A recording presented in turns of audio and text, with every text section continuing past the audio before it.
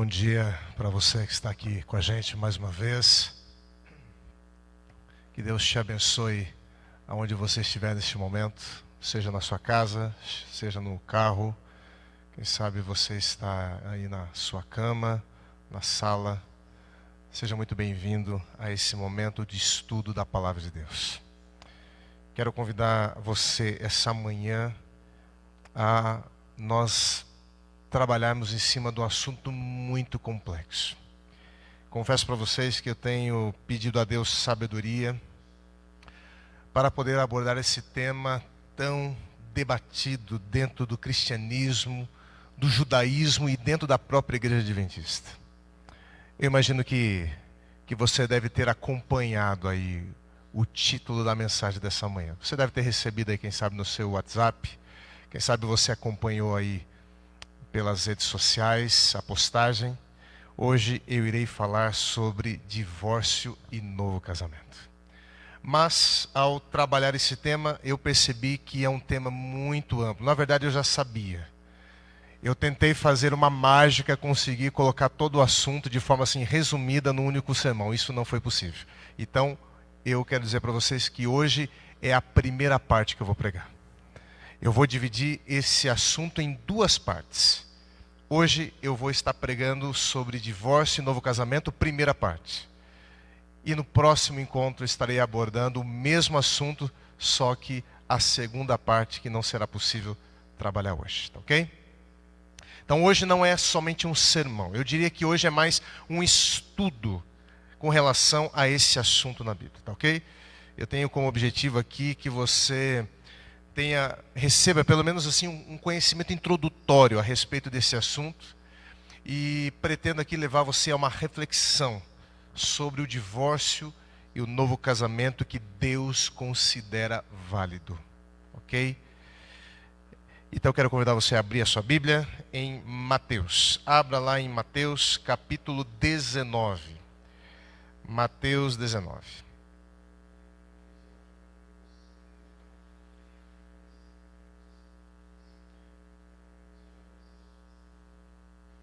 Mateus 19.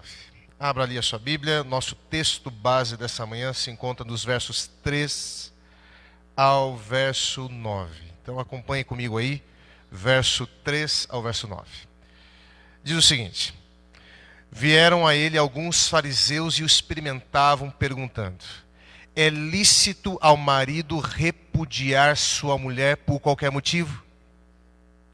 Então respondeu ele: Não tendes lido que o Criador desde o princípio os fez homem e mulher, e que disse: Por esta causa deixará o homem pai e mãe, e se unirá à sua mulher, tornando os dois uma só carne, de modo que já não são mais dois, porém uma só carne. Portanto, o que Deus ajuntou, não o separe o homem. Replicaram-lhe, pois, os fariseus: Por que mandou então Moisés dar carta de divórcio e repudiar? Respondeu-lhe Jesus: Por causa da dureza do vosso coração, é que Moisés vos permitiu repudiar vossa mulher. Entretanto, não foi assim desde o princípio. Eu, porém, vos digo: quem repudiar sua mulher, não sendo por causa de relações sexuais ilícitas, e se casar com outra, comete adultério. Até aqui. Esse é o texto que nós vamos meditar então essa manhã. A pergunta que eu faço é: quais são então as diretrizes estabelecidas pela palavra de Deus a respeito do divórcio e do novo casamento? Quais são as diretrizes? Então aperta o cinto, você aí que está em casa acompanhando, porque nós vamos agora fazer uma jornada pela Bíblia, ok? Para nós entendermos esse debate, o que está acontecendo aqui nesse debate entre os fariseus e escribas para com Jesus. Bom, nesse texto que nós acabamos de ler, os fariseus eles colocaram diante de Jesus um assunto cujas opiniões estavam divididas dentro do judaísmo. Na época de Jesus, haviam duas escolas de pensamento: a escola de Hilel e a escola de Shammai. Quem foi Hilel, pastor? Hilel foi um doutor da lei muito famoso. Ele viveu em torno do ano 60 a.C. e a sua morte ocorreu no ano 9 depois de Cristo. Jesus então era uma criança quando Hilel faleceu. Ele foi um doutor, um mestre da lei muito conhecido e estudioso e respeitado. A Hilel é atribuído muitos ensinamentos do chamado Talmud babilônico. O Talmud babilônico, ele é a compilação das discussões rabínicas a respeito da Torá. A Torá são os 5 livros escritos por Moisés. Torá, Lei de Moisés e Pentateuco são 3 formas, são 3 nomenclaturas para designar uma mesma coisa. Os 5 primeiros livros da Bíblia. Por que a Torá, por que os primeiros 5 livros da Bíblia são chamadas de Lei de Moisés? Porque nesses 5 livros nós encontramos 613 leis que foram dadas para o povo de Deus. 613. Então, para que pudesse tornar claro para as pessoas a aplicação dessas leis, então você tinha os mestres da lei, que é aqueles que tentavam, através de suas interpretações e explicações, tornar palatável ao povo a aplicação dessas leis na vida prática, na vida diária. Hilel era uma dessas pessoas que ficou muito famosa pelos seus ensinos. E ele formou então uma escola de pensamento. Já, por outro lado, também havia um outro grande líder, um dos grandes sábios da era do Segundo Templo, Shammai. Shammai, ele viveu entre o ano 50 a.C. até o ano 30 depois de Cristo. Portanto, Shammai era vivo nos dias de Cristo. Shammai era vivo. Shammai, ele também fundou a sua própria escola. E as suas explicações a respeito da lei de Moisés, elas se diferenciavam das explicações de Hilel. Então assim, Hilel era uma pessoa mais liberal em sua interpretação, enquanto Shammai tinha uma posição mais conservadora a respeito da lei. Então, havia uma discussão aqui que girava em torno de uma permissão dada por Moisés a respeito do divórcio. E essa permissão está registrada, eu quero convidar você a abrir a sua Bíblia, em Deuteronômio capítulo 24. Deuteronômio capítulo 24. Havia uma discussão que girava em torno dessa permissão dada por Moisés. E você já vai entender qual é a discussão. Vamos ler o texto. São 4 versos. Verso 1 até o 4. Deuteronômio 24, verso 1 até o 4. Acompanhe comigo aí para que você não perca o fio da meada, tá ok? Então veja. Esse verso, antes de eu ler, deixa eu dar uma outra explicação. O entendimento desse verso vai fazer toda a diferença para que você possa compreender a discussão levantada pelos fariseus e escribas para com Jesus. Toda a diferença. Então, leia aqui comigo. Se um homem tomar uma mulher e se casar com ela, e ela não for agradável aos seus olhos, por ter ele, o marido, achado coisa indecente nela. E se ele lhe lavrar um termo de divórcio, entregar nas mãos dela e a despedir de casa, e ela, saindo de casa, for e se casar com outro homem, e se este a aborrecer e lhe der termo de divórcio, e entregar nas mãos dela e a despedir da sua casa, ou se este último homem que a tomou para si por mulher vier a morrer, então o primeiro marido que a despediu não poderá tornar a desposá-la, para que seja sua mulher, depois que foi contaminada, pois é abominação perante o Senhor, e assim não farás pecar a terra que o Senhor teu Deus te dá por herança. Que texto complicado, hein? Que texto complicado. Mas vamos lá, vamos para o entendimento desse texto. As duas escolas, na interpretação desse texto, elas permitiam o divórcio. Tanto Hilel quanto Shammai, ao interpretarem esse texto, eles diziam, o divórcio é uma permissão mosaica, está contemplada na lei. No entanto, eles se discordavam a respeito do que viria a ser o termo coisa indecente. O que seria essa coisa indecente em que o marido, se ele visse na mulher, poderia dar então o divórcio e mandá-la embora? O que seria essa coisa indecente? Então havia uma discussão para se definir isso. E aí então, Hillel, que era considerado mais liberal, dizia que a expressão significava todo o tipo de pecado real ou imaginário, incluindo até uma refeição feita de forma imprópria. Em outras palavras, se a mulher queimasse o arroz, né? Vamos colocar o arroz aqui no nosso contexto, e o marido não gostasse, ele poderia então dar carta de divórcio e se separar da mulher. Qualquer motivo, qualquer razão em que o marido sentisse que aquilo foi um ato de desonra, um ato impróprio, ele poderia se separar por qualquer motivo. Já Shammai, ele era mais conservador. Shammai, ele dizia que a expressão coisa indecente significava a indecência de qualquer espécie, embora não incluísse o adultério necessariamente. Vou explicar. Indecência seria um tipo de comportamento que trouxesse desonra ao marido. Logo, o divórcio não poderia ocorrer por qualquer motivo.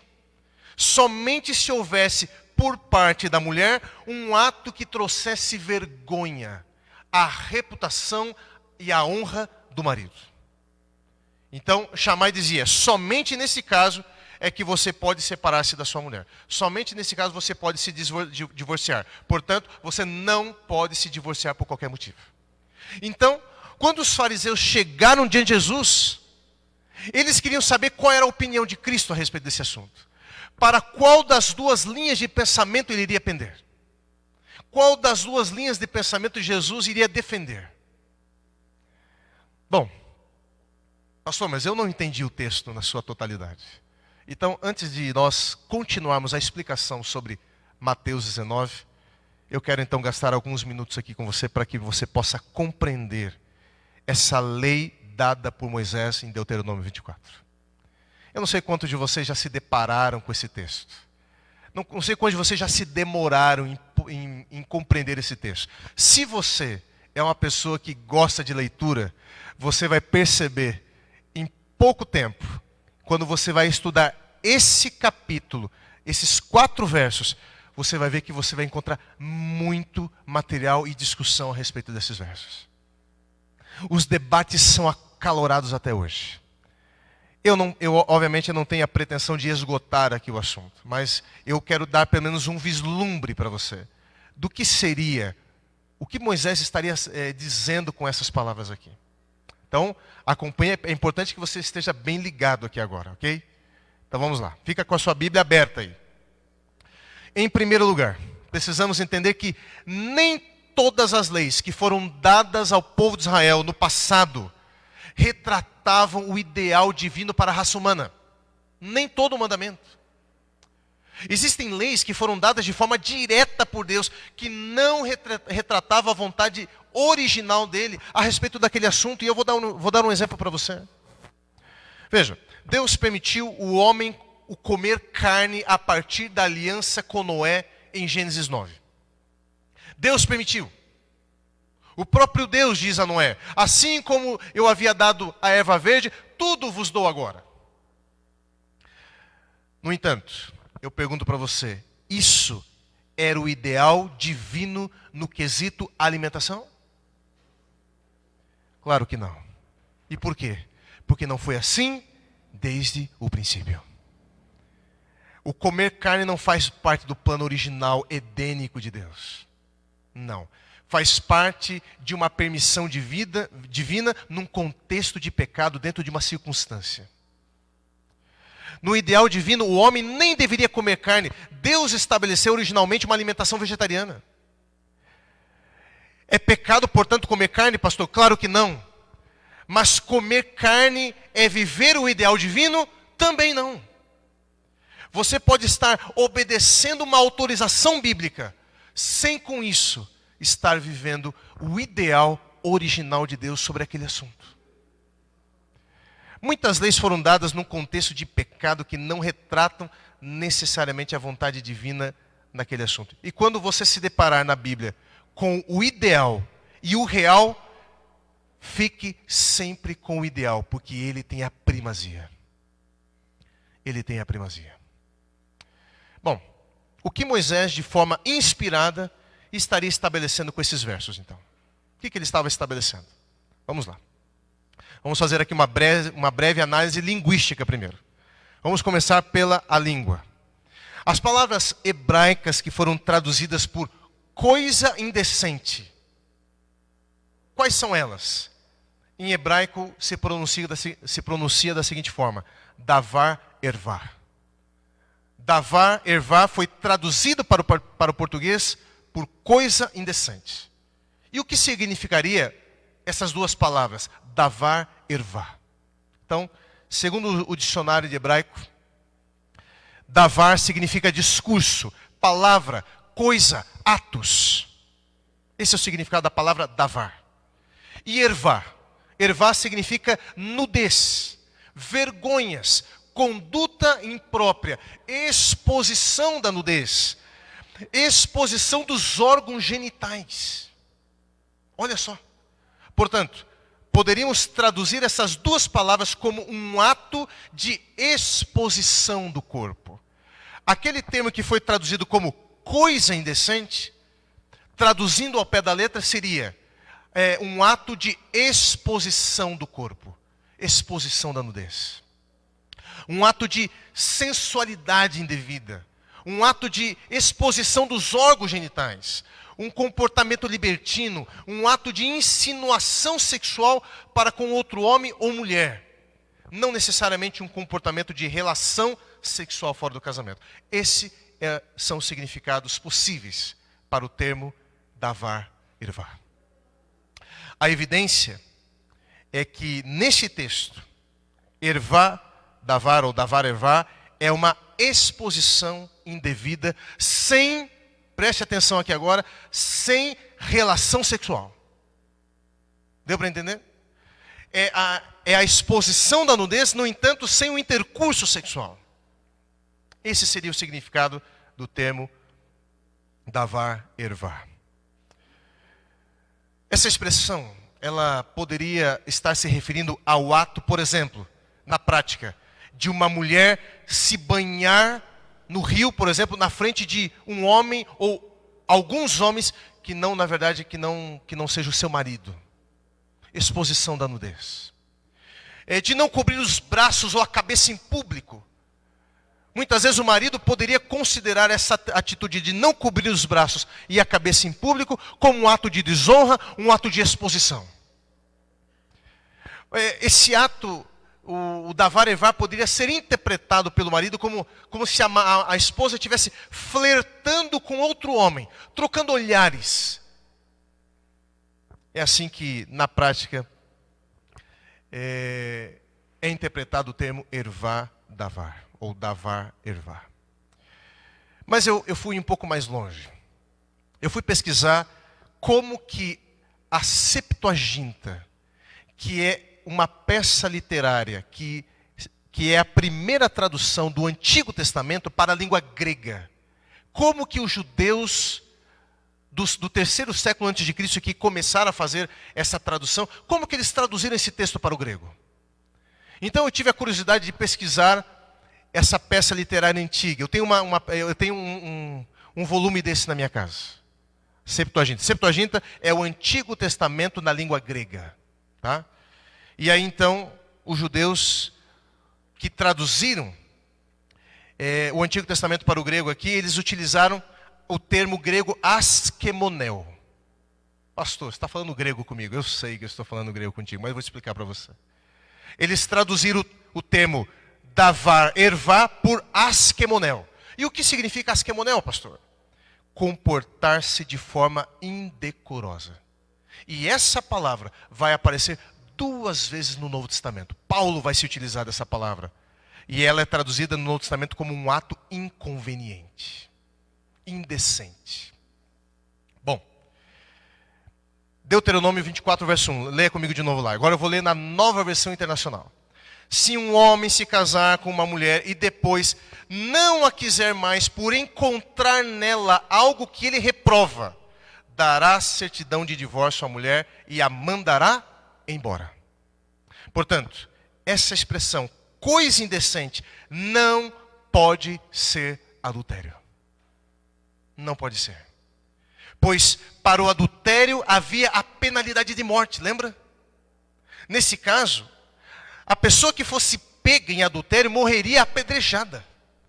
Uma vez viúvo, o marido estaria livre dos votos matrimoniais e, portanto, poderia se casar com outra mulher.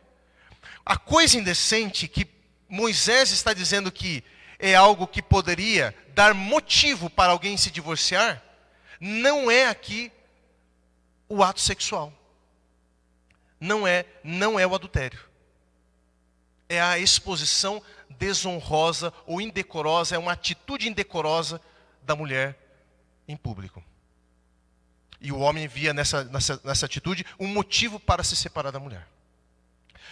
Em Levítico 20, verso 10, se um homem, diz o seguinte: se um homem adulterar com a mulher do seu próximo, será morto o adúltero e a adúltera. Portanto, obviamente que Moisés não está tratando do adultério, porque sobre o adultério já tinha uma legislação. Se ela cometesse adultério, seria apedrejada. Tanto ela quanto a pessoa no qual ela também estava praticando o ato. Quando você olha para Deuteronômio 22, diz o seguinte: se um homem for achado deitado com uma mulher que tem marido, então ambos morrerão. O homem que se deitou com a mulher e a mulher. Assim eliminarás o mal de Israel. Ou seja, Levítico 20:10 fala do adultério que não foi pego em flagrante, mas ambos irão morrer, porque houve testemunhas, quem sabe a pessoa, ela confessou o pecado, então ambos vão morrer. E também morreriam se fossem pegos em flagrante adultério. Então não era apenas o flagrante adultério que a pessoa era condenada ao apedrejamento. Se ela houvesse cometido o adultério e fosse descoberto, houvesse testemunhas, houvesse comprovação, eles também seriam mortos. Portanto, não é sobre o adultério que Moisés está tratando em Deuteronômio 24. Não é sobre isso. Agora, uma vez que a mulher não adulterou, ela não poderia ser apedrejada. Mas, agora eu quero fazer uma pergunta. O que a resguardava legalmente de uma futura injustiça? De uma futura alegação de adultério por parte do marido? Era o termo de divórcio lavrado pelo marido. E provavelmente esse termo de divórcio aqui era reconhecido perante as autoridades. Aquilo era um documento que protegia a mulher caso alguém alegasse que ela foi repudiada, que ela foi liberada do seu matrimônio por um ato de adultério. Veja, leia comigo aqui a continuação. Deuteronômio 24, verso 2. A continuação do verso, do capítulo que nós estamos analisando. Diz assim: e se ela, saindo de sua casa, for e se casar com outro homem... Veja, o texto fala de situações hipotéticas, de possibilidades. Uma vez divorciada, ela se casa com outro homem. Aqui, Moisés não está validando esse procedimento. Ele não está dizendo que é correto a mulher entrar num novo casamento porque simplesmente foi repudiada. Não. Mas fato é que ela se casou novamente. Porém, nesse novo casamento, aconteceu que o segundo marido passou a odiá-la e perdeu a sua afeição por ela, ou morreu. São as possibilidades que Moisés apresenta. Leia comigo, verso 3 e 4. E se este, o segundo marido, a aborrecer, ou seja, odiá-la, passar a odiá-la, e lhe lavrar termo de divórcio, e lhe der na mão, e a despedir da sua casa, ou se este último homem morre, então o seu primeiro marido que a despediu, não poderá a tornar a desposá-la para que seja sua mulher, depois que foi contaminada, pois é abominação perante o Senhor, assim não farás pecar a terra que o Senhor teu Deus te dá por herança. O que Moisés está dizendo então aqui, pastor? Então preste atenção. Moisés então diz que o primeiro marido não pode tomá-la como esposa novamente. Pergunto, e por que não? Se ela agora está divorciada ou viúva, por que não pode? Porque ela se contaminou nesse segundo casamento. E por que ela é considerada contaminada, pastor? Afinal, ela não estava divorciada? Estava divorciada, mas não necessariamente livre para novo casamento. Ao primeiro marido repudiá-la sem ela ter adulterado, ele a expôs ao adultério. E por que ela se casou novamente então, pastor? Porque provavelmente era o seu único meio de sustento. As mulheres naquela época muitas vezes tinham que se casar para que pudessem ser sustentadas. E essa mulher então se casa uma segunda vez, provavelmente pensando no seu sustento pessoal. Então, o texto está estabelecendo limites ao comportamento de um homem que quer trocar de mulher como quem troca de roupa. O texto não diz se ela tinha ou não direito de se casar novamente, simplesmente por estar divorciada. Não, o texto não diz. Apenas diz que ela se contaminou, por isso não poderia ser tomada por esposa novamente. Então agora eu vou fazer o resumo para você do que Moisés estava dizendo em Deuteronômio 24, verso 1 até o 4. Então acompanhe agora. Agora o resumo de tudo que eu disse. O texto, como um todo, demonstra a preocupação de Moisés em criar uma regulamentação onde se assegure a vida da mulher. A mulher era vista como posse, como propriedade. Se ela fosse mandada embora sem um documento que legitimasse que não era adúltera, ela correria o risco de vida de uma futura acusação por parte do marido que a repudiou. O documento a protegeria de uma futura calúnia. Esse é o primeiro ponto. E o segundo ponto? A lei destaca a dignidade e o valor da mulher, demonstrando implicitamente que o marido que provocou sua contaminação estava em falta. Afinal de contas, ela não adulterou. Então por que se separou? Porque ele quis se separar. Ao se separar, ele fez o que com ela? Expôs ela ao adultério. Terceiro ponto. Esta lei estabelecia duas restrições claras. A primeira, o certificado de divórcio. E a segunda, a proibição de casar novamente com o cônjuge. De retornar para o primeiro marido, caso o segundo lhe desse carta de divórcio ou morresse. Alguns comentaristas vão comentar essa situação dizendo o seguinte: o que Moisés está fazendo aqui é restringindo as práticas do divórcio. Ele está permitindo, mas não ordenando. Ou seja, o divórcio aqui não é um mandamento, é uma permissão. Ele estava impondo leis para desencorajar essa prática. Se não fosse imposto limites para o divórcio, o casamento seria tratado com leviandade. Outros comentaristas vão dizer que provavelmente o termo de divórcio dado à mulher impossibilitaria de o marido requerer da família da esposa o dote que havia sido pago pelo casamento, pelo noivado. E há uma outra situação. Veja, por que o marido se separou da mulher? Aí então a conclusão é porque ele viu algo indecoroso na atitude dela. Algum ato que ela cometeu que ele não gostou. Então talvez isso tenha levantado suspeitas a respeito da confiabilidade. Será que eu posso confiar nessa mulher? Será que ela não está me traindo? É possível que o ato da mulher pudesse ter levantado uma espécie de desconfiança dentro do casamento. No entanto, amigos, se o marido em questão estivesse em dúvida de que a mulher tivesse lhe traído, e ela ocultasse essa informação, e não houvessem testemunhas, ele não precisaria se divorciar. Ele poderia recorrer ao ritual da água amarga. Já ouviu falar disso ou não? Para alguns aqui talvez eu esteja falando uma coisa totalmente fora de um outro mundo, né? Esse ritual da água amarga está descrito em Números capítulo 5, verso 11 até o 31. Olha quantos versos. Eu vou resumir, eu não vou ler esse texto com vocês. Nesse capítulo 5 de Números, dos versos 11 ao 31, é um ritual onde Deus seria o juiz de uma causa. Mas a dureza de coração levava os homens a mandar embora suas esposas sem os devidos critérios e sem utilizar todas as suas possibilidades de resolver o problema.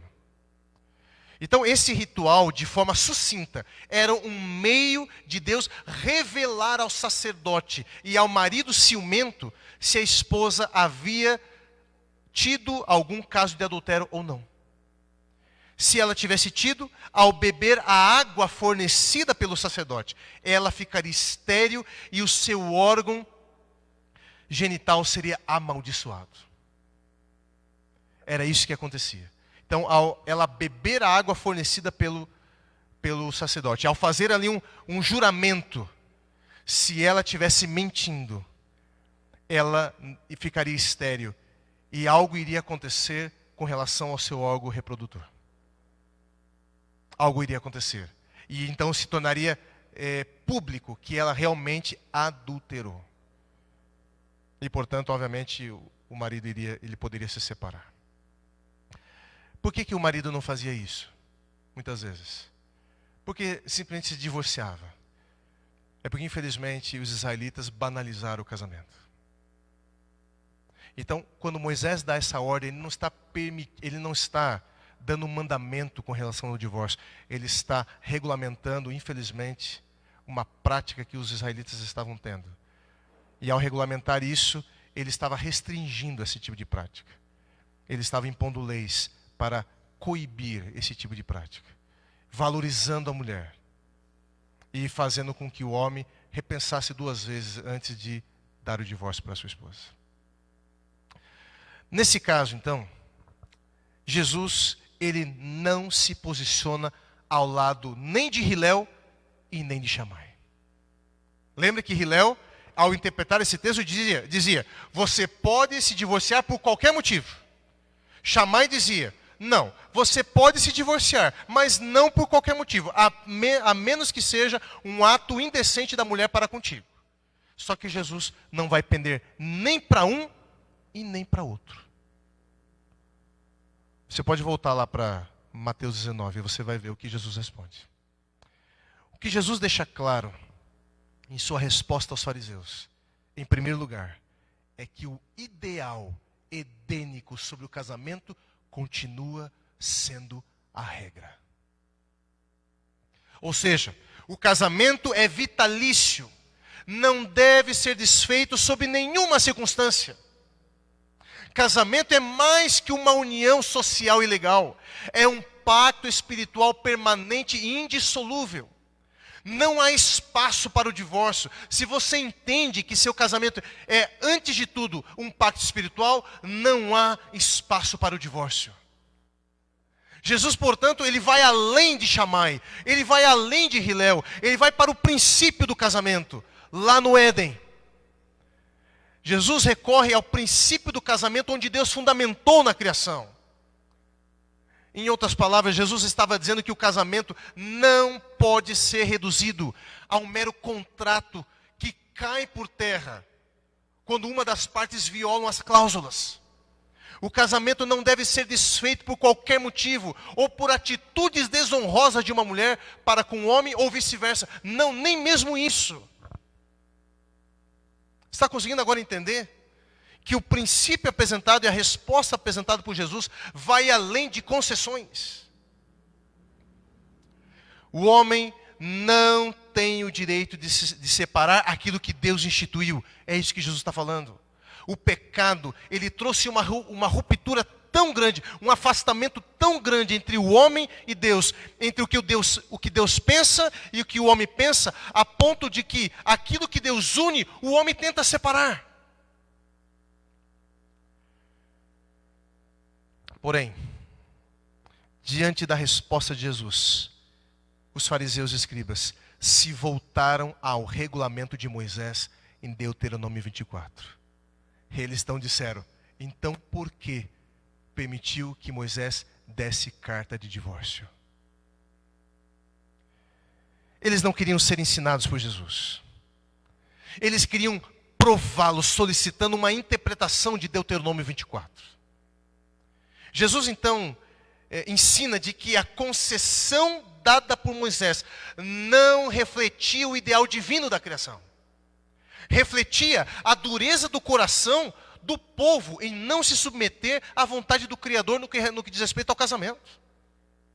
Ou seja, eles tratavam a mulher como objeto e se sentiam no direito de anular o casamento por coisas banais. Moisés então regulamentou o erro para que a situação não se tornasse ainda mais depravada. Mas ainda isso não representa o ideal de Deus. É aquilo que eu disse para você. Na Bíblia existem leis que foram dadas num contexto de pecado que não necessariamente representam o ideal divino. E quando você se deparar na Bíblia com uma lei pós-pecado, e um mandamento e um princípio antes do pecado, fique com o princípio, ele tem a primazia. Ele tem a primazia. Se as palavras de Moisés eram uma concessão, o que significa? Elas eram transitórias. Aplicando-se apenas a um certo período, a um certo lugar, a um certo momento. Elas não tinham e não têm o mesmo status de Gênesis 1 e 2 a respeito do casamento. É isso que Jesus está dizendo.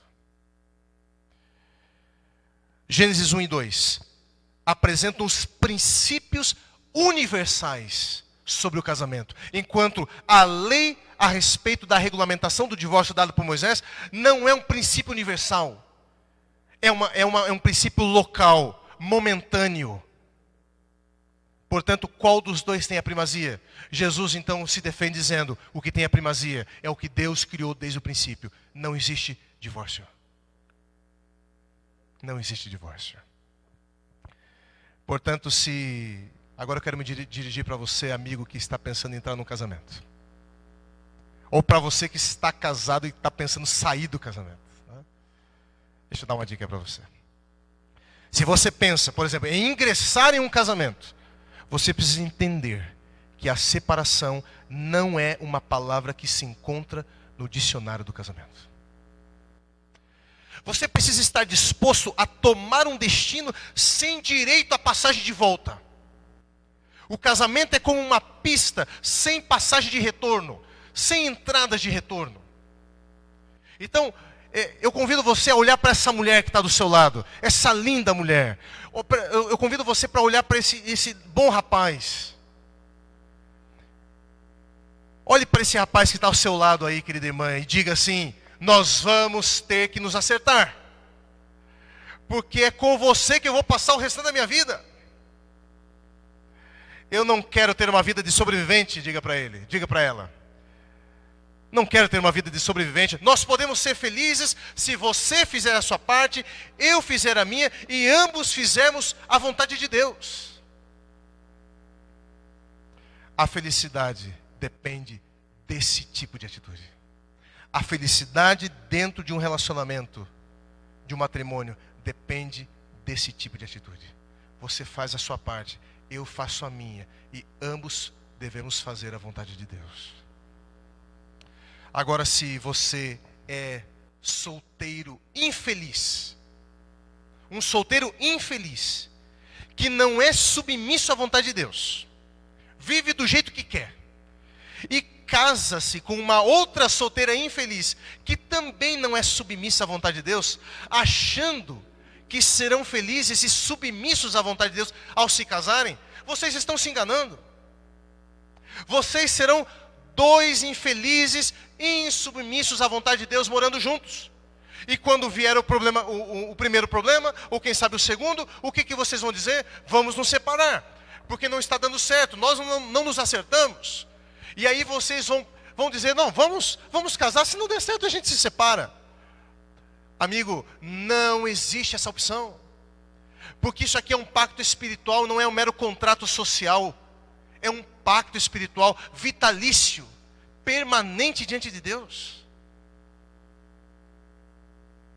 Se você pretende ser fiel a Deus, ao Deus do casamento, seja fiel agora que você é solteiro.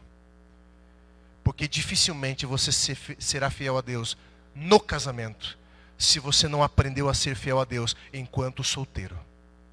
É claro que existem exceções a isso, mas via de regra, você é no casamento o que você é na vida a sós. É por isso que muitas pessoas são infelizes. O problema não está no casamento, o problema está com elas mesmas. Em Mateus 19:9, me permita ainda mais alguns minutinhos. Falei para vocês que o tema é um tanto complexo.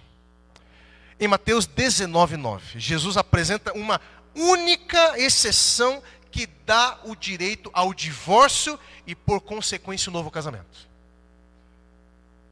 Qual é essa exceção, pastor? A única exceção apresentada por Jesus: as relações sexuais ilícitas.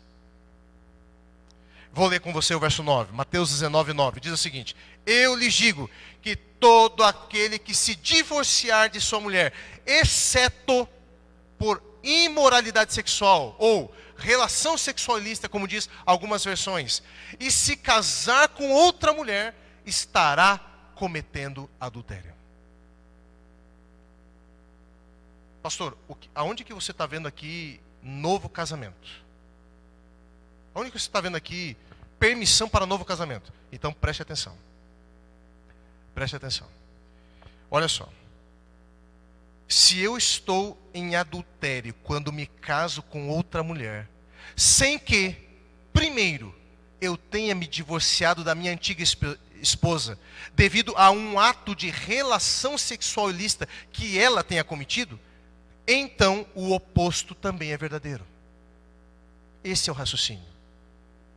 Ou seja, em outras palavras, né?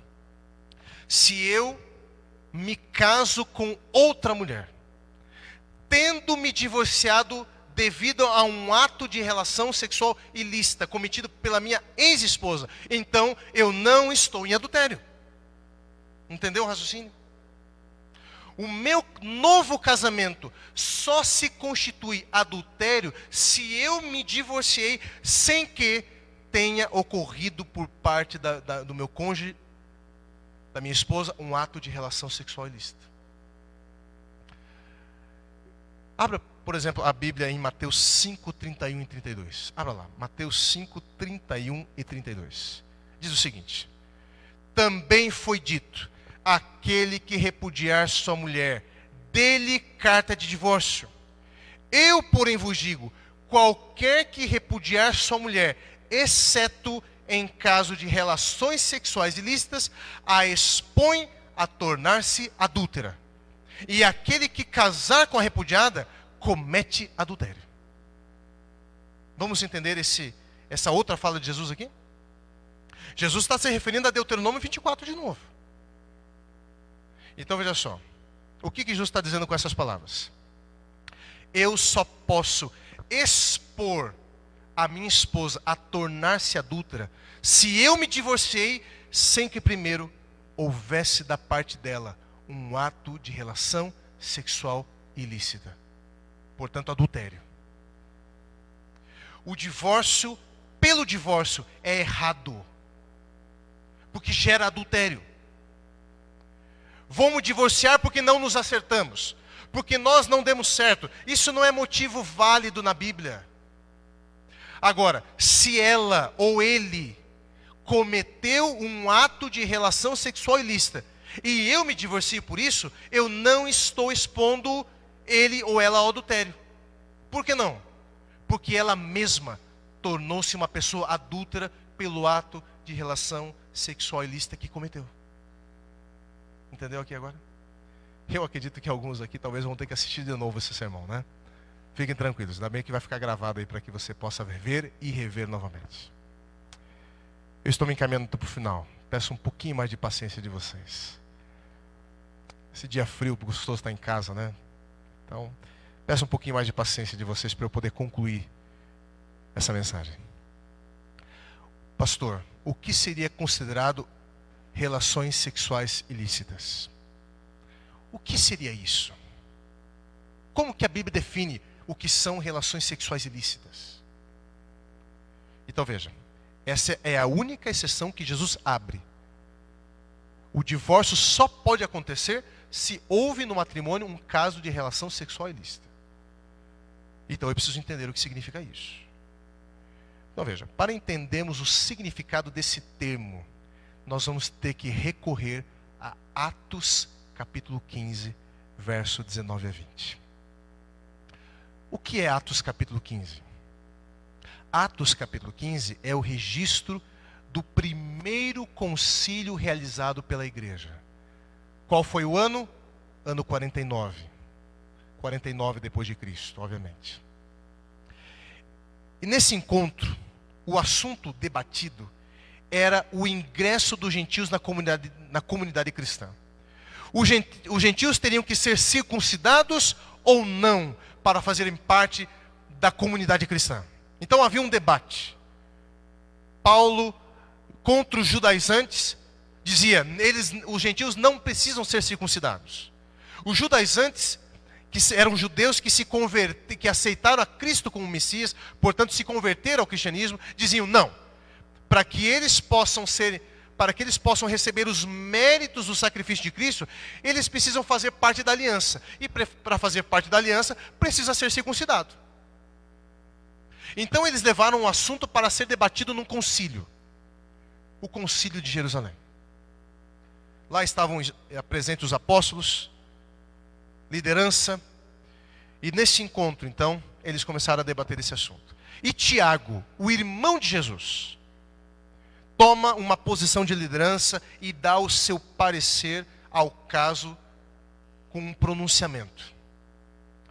E o pronunciamento de Tiago tornou-se a posição da igreja para o mundo gentil.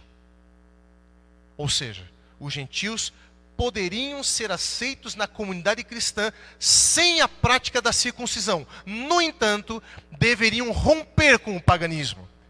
E o rompimento com o paganismo envolvia o cumprimento de 4 coisas. Quais eram essas 4 coisas? Então leia comigo Atos 15, 28 e 29. Olha lá. Pois pareceu bem ao Espírito Santo e a nós não vos impor maior encargo além destas coisas essenciais, ou seja, básicas, que vocês, primeiro, se abstenham das coisas sacrificadas aos ídolos. Segundo, do sangue dos animais. Terceiro, da carne de animais sufocados. E quarto, das relações sexuais ilícitas. Destas coisas fareis bem se vos guardardes saúde. Essa aqui é uma carta, um documento que foi enviado pelo concílio através de Paulo e outros para que pudesse chegar às comunidades cristãs do mundo greco-romano. O parecer da igreja. Logicamente que isso aqui não é todo o código de ética cristã, obviamente. Isso aqui eram apenas requisitos que eram exigências mínimas para uma pessoa que queria fazer parte da comunidade cristã. O rompimento com o paganismo. E o que significa o rompimento com o paganismo na prática? O rompimento com essas 4 coisas. Agora, a palavra grega, que traduzida por relações sexuais ilícitas, é a mesma utilizada por Jesus em Mateus 19, verso 9. A palavra que aparece aqui em Atos 15 é a palavra porneia. Essa palavra é a mesma de Mateus 19, 9. Ela é uma palavra que faz uma ligação intertextual entre Mateus 19 e Atos 15. Então, para que você possa entender o que significa porneia, em Mateus 19, 9, relações sexuais ilícitas, você precisa entender o que o concílio queria dizer com isso. Porque era uma ordem do concílio para todo gentil. Uma ordem básica. Então, quando o concílio trata da questão do ingresso dos gentios na comunidade cristã, a igreja então estabelece esses 4 itens, né? Abster-se de alimentos sacrificados aos ídolos, da ingestão de sangue, da carne de animais sufocados e relações sexuais ilícitas. Só tem um detalhe. Estes 4 itens não são elementos novos na cultura bíblica. Eles aparecem lá no Antigo Testamento. E, inclusive, eles aparecem na mesma ordem apresentada em Atos capítulo 15. A mesma ordem. Você sabia disso? Em Levítico 17 e 18, lá estão exatamente as mesmas prescrições apresentadas pelo concílio para o povo gentil, lá em Levítico 17 e 18. As mesmas prescrições e na mesma ordem. Se você for ver lá, vai consultar, por exemplo, Levítico 17, 8 a 9, fala sobre os alimentos sacrificados aos ídolos. Levítico 17, 10 a 14, vai falar sobre a ingestão do sangue. Levítico 17, 15 a 16, da carne de animais sufocados. E Levítico 18, o que é? As relações sexuais ilícitas. Aqui está a resposta. Você quer saber o que são relações sexuais ilícitas? Leia Levítico 18. Lá está uma lista. E eu vou resumir para você o que é essa lista. Essa lista trata de relações sexuais incestuosas, a proibição desse tipo de relação, pai com filha, filho com mãe, filho com tia, com irmã, relações incestuosas. Adultério, um homem com outra mulher que não seja sua esposa, ou uma mulher com outro homem que não seja seu marido. Relações homossexuais e zoofilia, a relação sexual com animais. Tudo isso é porneia. Tudo isso significa relação sexuais ilícitas. Coisas que, se acontecerem dentro do matrimônio, dá o direito a uma pessoa de divórcio e novo casamento. Portanto, amigos, uma coisa então precisa ser dita aqui. Porneia é todo o tipo de ato sexual ilícito. Mas, agora grave bem, não necessariamente todo o tipo de infidelidade matrimonial. A relação sexual ilícita é um ato de infidelidade, mas nem toda infidelidade é uma relação sexual ilícita. Deu para entender? Um homem, por exemplo, comete adultério em seu coração através de fantasias sexuais com mulheres ou com outros homens. Ele está sendo infiel aos votos matrimoniais, mas ele não está cometendo porneia. Ele não está cometendo relação sexual ilícita. Ele está sendo infiel, sim, mas não cometendo relações sexuais ilícitas, não praticando. Logo, ele está sendo infiel, mas o conserto continua.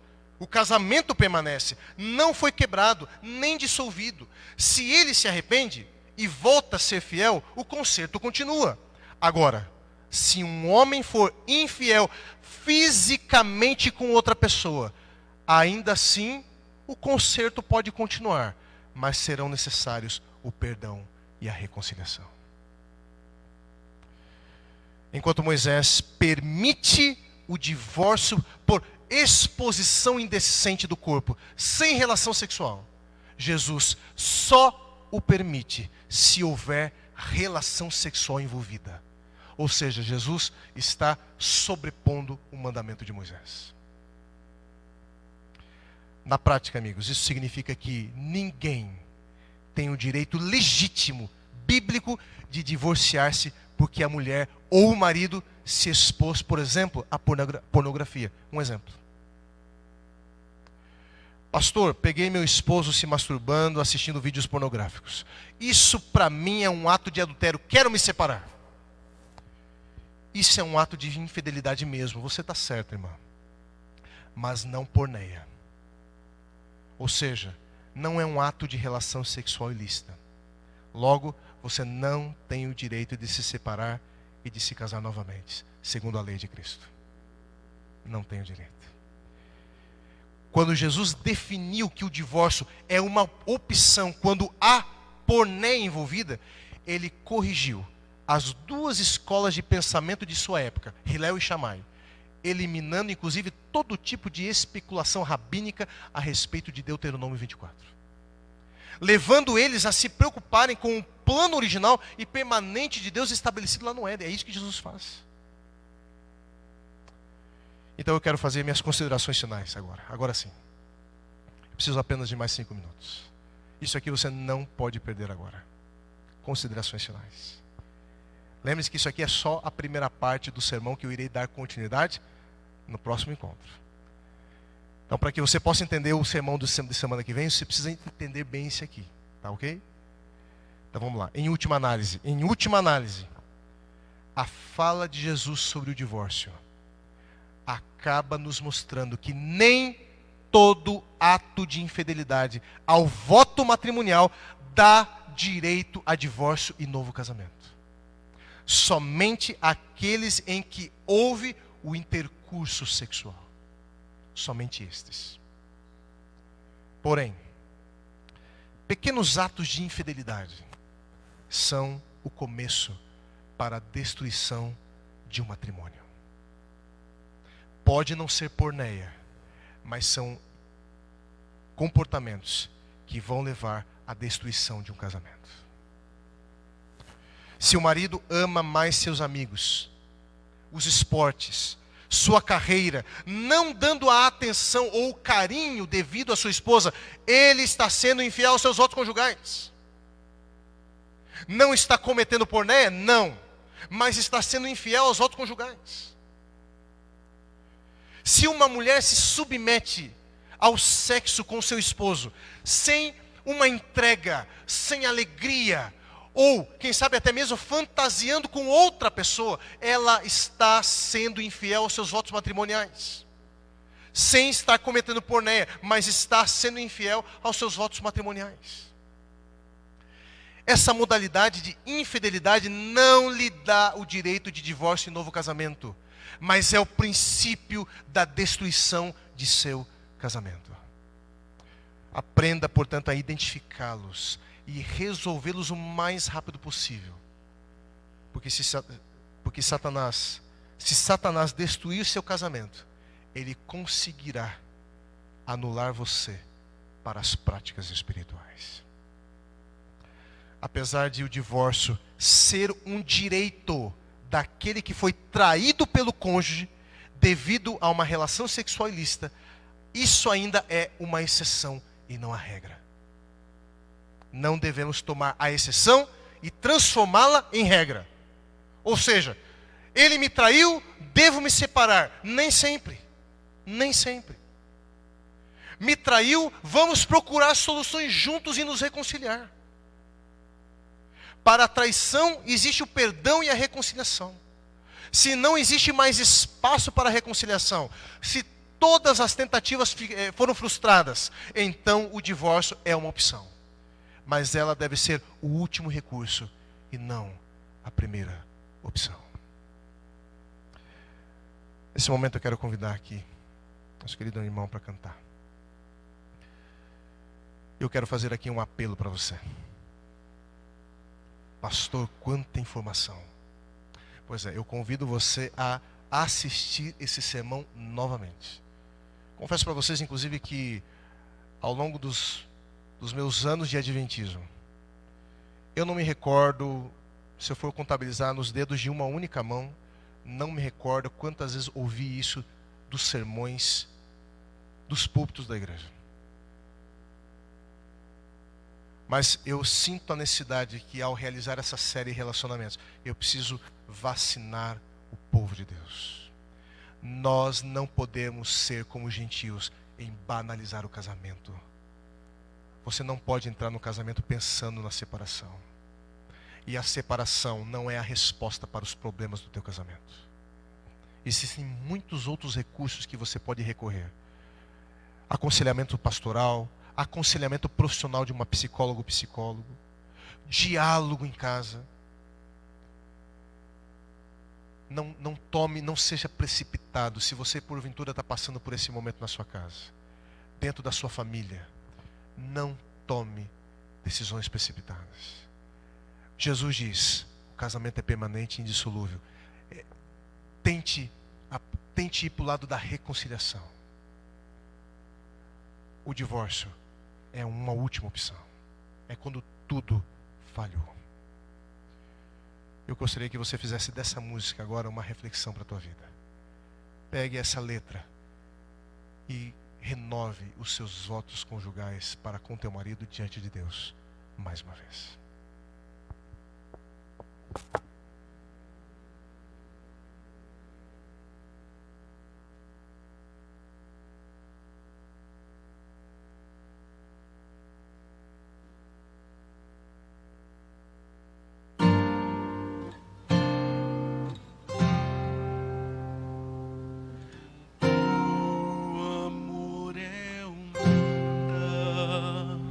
De origem celestial,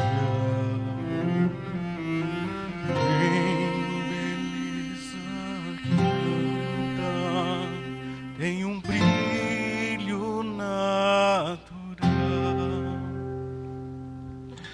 nasce no coração, semente regada, cria raiz. Logo abre botão, perfuma o jardim, bem como Deus quis. Como amor cresce o amor, tem beleza que encanta, tem um brilho natural. Tem beleza que encanta, tem um brilho natural.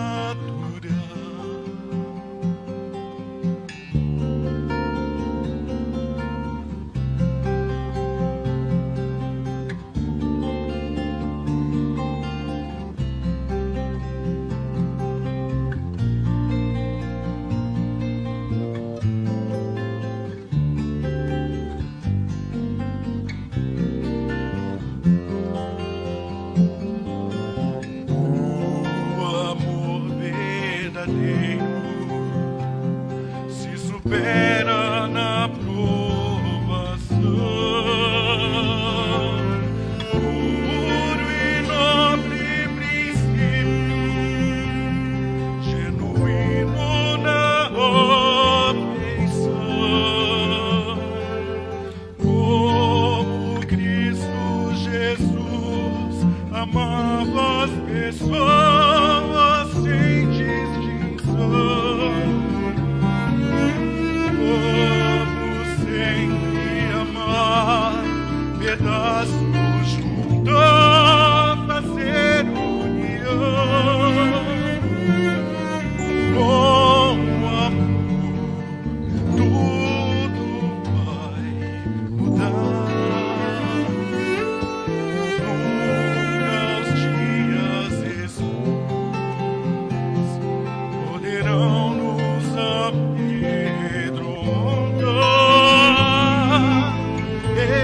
Estaremos seguros, com Jesus sempre a nos guiar.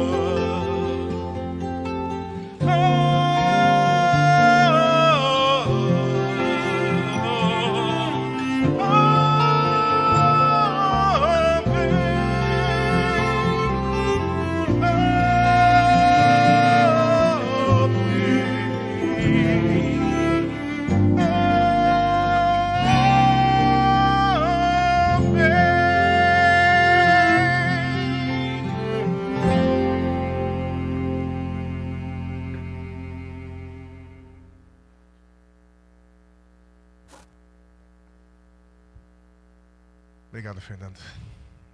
Que mensagem poderosa. Quero convidar você, onde você estiver agora, a curvar sua fronte. Vamos depositar a nossa vida diante de Deus. Obrigado, bom Pai, pela mensagem de instrução nessa manhã.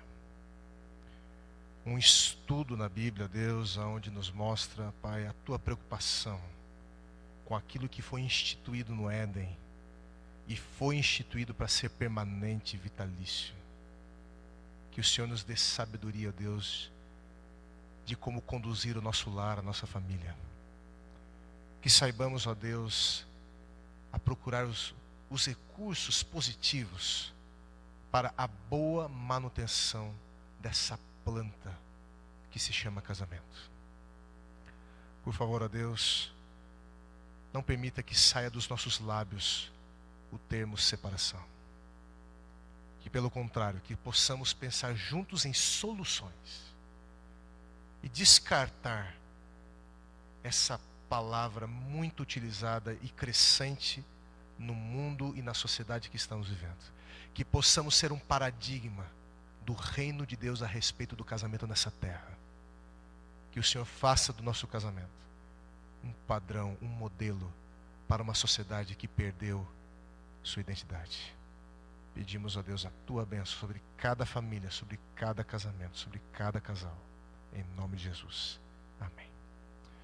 Agradeço aí a tua companhia. Fui longe hoje, mas agradeço aí a tua paciência. Que Deus abençoe você, que te dê um excelente restante de sábado. E nos vemos, se Deus quiser, no próximo encontro. Um grande abraço, que Deus te abençoe.